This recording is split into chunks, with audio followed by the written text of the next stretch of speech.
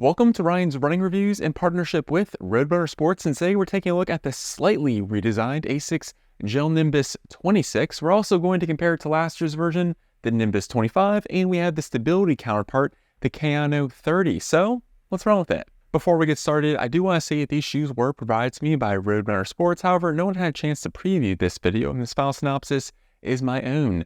I'd also like to say please leave a like on the video and consider subscribing. Here we go. If you're not familiar with the Asics running shoe lineup, the Nimbus is one of their thickest max cushion neutral daily trainers, great for those longer runs or for runners that want a lot of midsole underfoot.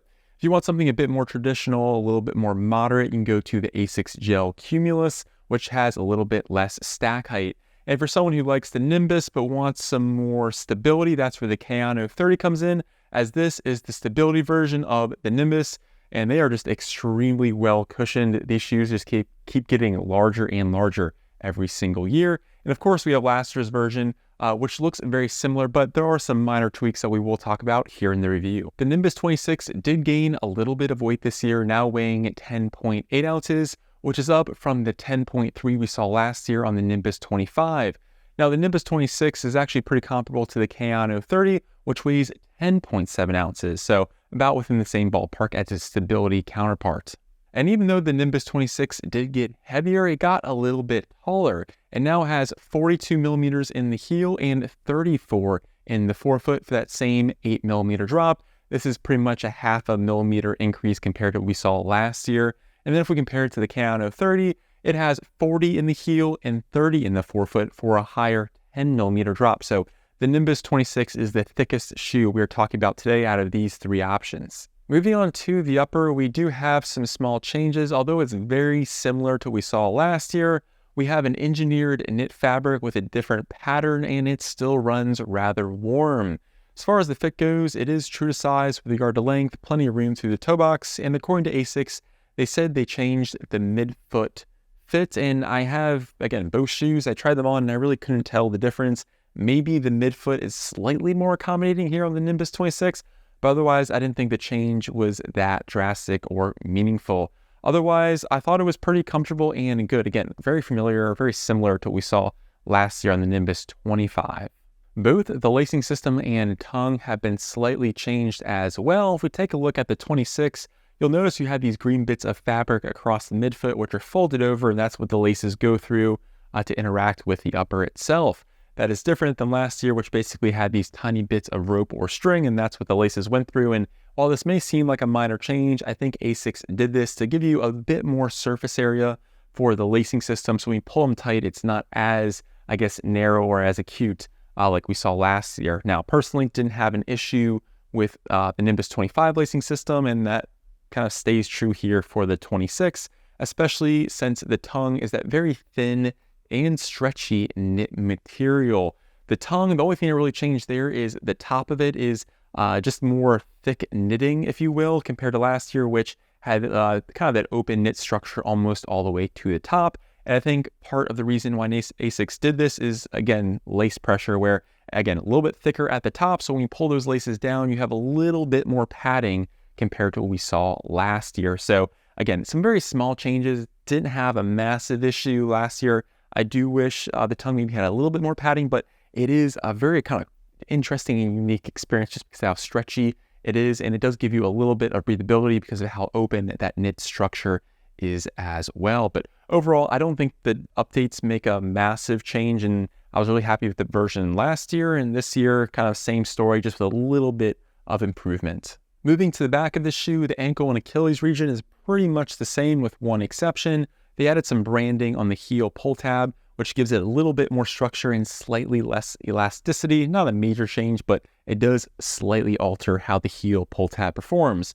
The rest of the heel section, tons of padding with that kind of knit collar, if you will. It doesn't really make too much of a difference. If you liked last year's version, it's pretty much identical here. I thought it was fairly comfortable and the lockdown was solid. And then if we take a look at the Asics Kayano, this is a very traditional classic Asics upper experience. If you've tried a lot of Asics shoes before, this will be a very familiar upper to you. You have engineered mesh, which does have better breathability compared to the Nimbus. The tongue has a lot more padding to it and is gusseted. And then the ankle and Achilles region is very stiff, which makes sense for a stability running shoe, and the padding is also about the same as the Nimbus. So a lot more of a traditional classic running shoe feel here, while you have a slightly unique tongue and material on the Nimbus. So it kind of depends on which way you want to go. And in my personal opinion, I kind of prefer the more traditional classic upper just because it has slightly better breathability and that tongue is just so plush and comfortable. I'd have to give a slight edge to the Kayano, at least in my personal opinion. So kind of comes down to what you're looking for and what temperature you're running in, because I do think this has slightly better breathability as well compared to the knit material we see on, again, both versions of the Nimbus. And now moving on to the midsoles. All three foams here are Flight Foam Blast Plus Eco, and according to Asics, the midsole here on the Nimbus 26 is at least 24% bio-based materials. Now, how does the Nimbus 26 feel to the Nimbus 25? Well, I'll kind of save you some time here. They are very, very similar, especially with regard to the forefoot, that rather drastic rocker geometry, which keeps this large shoe moving. But there are some just very subtle differences when we move towards the back part of the shoe. And yes, the shoe only gained about a 0.5 millimeter stack height, which really doesn't seem like it's that much. But I do think they added a bit more volume to the midsole itself, because when you line these things up, you can kind of tell that the Nimbus 26 just has a little bit more foam to it. It just seems ever so slightly larger. Not a massive difference, but just a slight move towards having more volume directly under your foot. Now, how does this improve the shoe or make it feel different? Well, in my opinion, it feels ever so slightly more stable. It felt like they gave it just a bit more guidance on the medial side. I don't know if that's on my head, but kind of on a gut reaction when having each of these shoes on my foot, it felt like the Nimbus 26 was just a little bit more stable and had just a little bit more of substantial feeling, especially towards the back part of the shoe.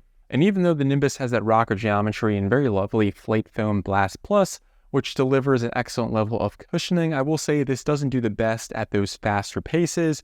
This is more of a cruiser daily trainer. If you want something a little bit faster, I think you take a look at the Novablast, which is lighter, and it's going to be a little bit more nimble as well. The Nimbus just comes across as slightly heavy and bulky for those faster efforts. And something else I forgot to mention is the Nimbus 26 still has pure gel.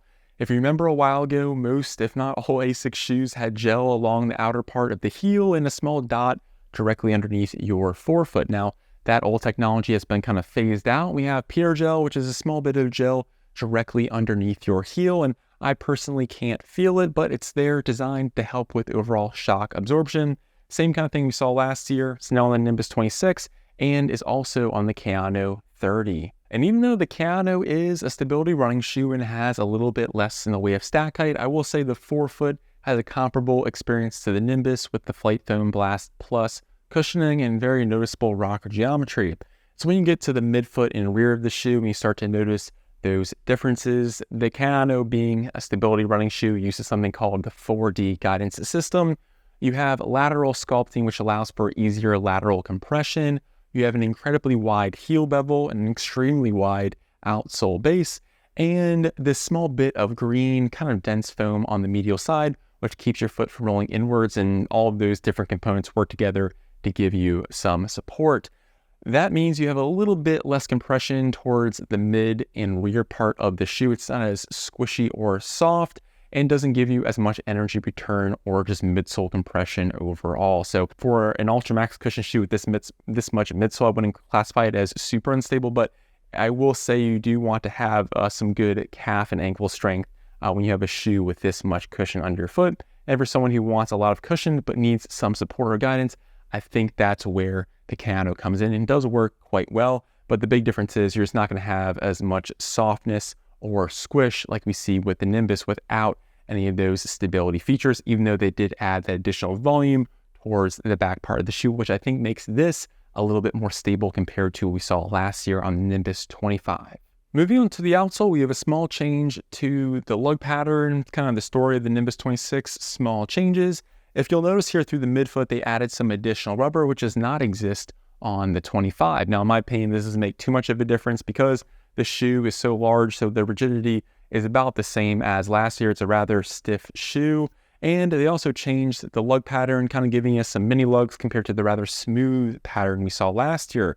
They're also changing the rubber type. They're calling it hybrid Asics grip, which is Asics grip combined with AHR Plus. So you still have AHR Plus in the heel, but the rest of the outsole rubber is being called Asics hybrid grip, or hybrid Asics grip. They're kind of, Asics loves branding anything, it gets very confusing. So it's supposed to help with the overall durability and grip, and for me, performed about the same, but I am happy to see they added some lugs where last year it was a bit smooth. So kind of the whole story of the shoe, some small tweaks, you kind of notice them, you kind of don't. It's just a tiny move in a different direction, for better or worse, depending on how you utilize the Nimbus. And then if we take a look at the Kayano 30, the outsole pattern here is going to be a lot more traditional. You have some larger lugs for better grip and a lot more rubber through the midfoot as well to help stiffen up that midsole and prevent any excess motion. I do think the grip here is a little bit better because you have some larger lugs compared to the rather smooth pattern we see on the Nimbus. It's not that noticeable, but I will say I think the grip on the Kayano is just going to be slightly better. Overall, the Asics Gel-Nimbus 26 received some very small incremental updates and feels very much like the shoe we had last year, which I think is a good thing. A lot of people liked it, so I'm happy to see they kept it roughly the same. However, the lacing system has been slightly tweaked with these small bits of green fabric, a larger thick knit tongue, and a different kind of engineered knit material for the upper. We also have a little bit more volume to the midsole, which still remains Flight Foam Blast Plus Eco, and 0.5 millimeter more of stack height. The outsole rubber has also been changed to hybrid Asics grip, which is a combination of Asics grip and AHR Plus to give you a little bit more durability and better overall grip. And they added some more rubber through the outsole on the midfoot. And then I guess the one small negative is the shoe did go up in weight from 10.3 ounces last year now to 10.8. And like I said before, this is a solid cruising shoe, but the one negative I have for it is I do think it runs, or two negatives I should say, it runs a little bit warm and isn't the fastest Ultramax cushion trainer out there. And then for someone who likes this shoe but needs some more guidance and support on the medial side, I think the Kayano is a great way to go. Again, has a very familiar forefoot experience, but a little bit more firm and supportive towards the back, which is what you want from a very large stability running shoe like this one. So let me know down in the comments, what do you think of this small incremental update to the Nimbus, and are you happy to see the direction Asics is going with this particular shoe line? I would love to hear from you. Well, I'm Ryan from Ryan's Running Reviews, and I'll catch you guys on the next one. Thanks.